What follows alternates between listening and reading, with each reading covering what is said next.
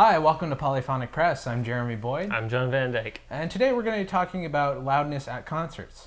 Here we go.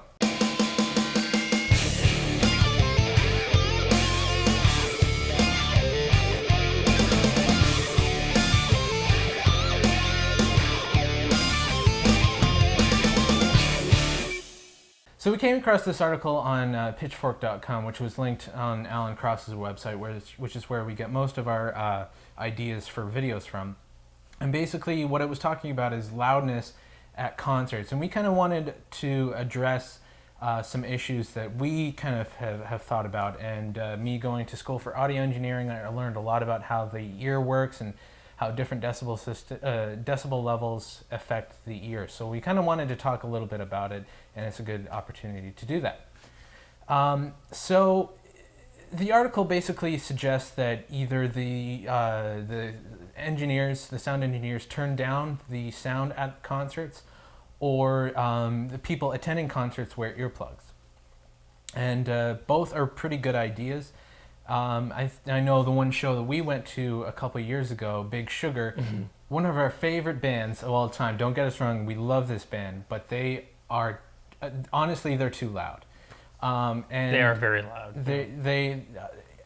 And you know, the opening band came on, Wide Mouth Mason, and they were pretty loud. They were to pretty begin loud with. too, yeah. And I was standing. We were in the front row, and I was standing there thinking, okay, I think that was pretty loud, but I think I can handle this.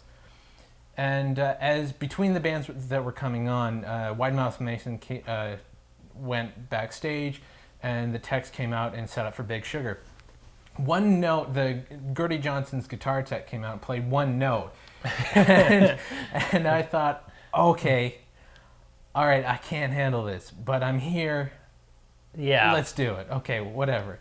My ears were ringing for like 3 days afterward. I'm a little more accustomed to some things like that, so I was all right, but it was definitely noisy. I'm not going to deny that. Yeah. It was, although Gordy Johnson did tell me in person that he has respect for anybody who can endure an entire concert right in front of his amplifier, and it was loud. It was very loud. Oh yeah, it was loud. That was by far the loudest show I've ever been to. And so, and going into audio engineering school, we're taught all the time to always make sure you wear earplugs at shows.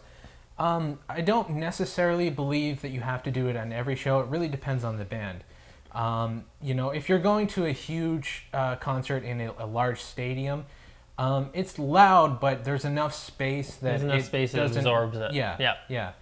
No, Tom Petty would not have left your ears bleeding. But usually, if you have like stadium levels in a little club, like say the El Macombo or something like that. The Grady concert in El Macombo. Yeah, we were at the back of the club. Loud too. And that's also Gordy Johnson. Yeah. We're at the back and we're feeling. Yeah.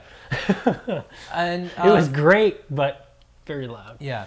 And one of my teachers in college was doing an event, live sound, and one of the bands was Death from Above 1979. And at soundcheck, he kept telling the guy to turn down his amplifier because it's overloading the system. And he wouldn't turn down his amplifier because that's just the way he played. And so so my teacher said that he just refused to do soundcheck because there's nothing I can do because it's overloading the system. I can't do anything with it. So some of it has to do with the musicians. Some of them can have a really bad attitude about it. Some of them feel that they have to be the loudest band in the world to get their point across. The Who held that title for a long time, and this is, of course, the days before metal really got its. And if you talk to Pete Townsend now, he says that was one of the biggest mistakes because he's basically deaf in one ear, and a lot of that's got to do with the Smothers Brothers show. A lot of it was, but a lot of it he is a big advocate for. Yes, he is. Lower decibel levels. Surprisingly, nowadays. Yes, he is. An unlikely spot, but it makes sense actually if you think about it. So the other thing too is if you're going to a concert and you want to wear earplugs to protect your ears, a couple things you want to avoid is earplugs that are foam and they're the ones that are like a cylinder, like a perfect cylinder, because what ends up happening is it leaves a little gap between your eardrum and the earplug, and it's not sealed properly. So what can happen is the sound gets through the seal and it bounces back and forth between the earplug and your eardrum. So it actually does worse damage than having no ear protection at all. What you want to get is the memory foam. They are shaped like torpedoes, and put those in and make sure they're all the way in, and that creates a seal. And because the way it's shaped, it goes right up against your eardrum, so there's no space between the earplug and your eardrum. Really, if you don't want to lose any of the frequencies, you can get custom fitted earplugs, and it's basically just like turning down the volume on your stereo. You're not losing any of the frequencies, you're just turning the volume down. So it's something to think about when you're going to a show.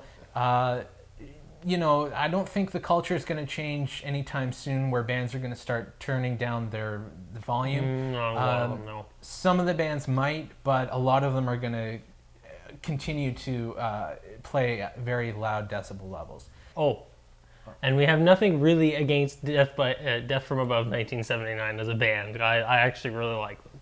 No, yeah, But- of course, yeah, they're a good band, but But yeah. So basically, we wanted to get your guys' take. Let us know in the comments if you are for or against taking wearing earplugs at shows.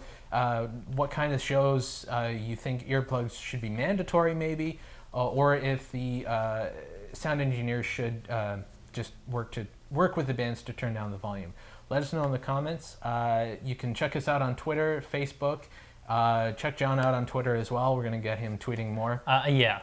And yeah, be sure to subscribe so you know when we post new videos. Yeah, that's about it. I'm Jeremy Boyd. I'm John Van Dyke. Take it easy.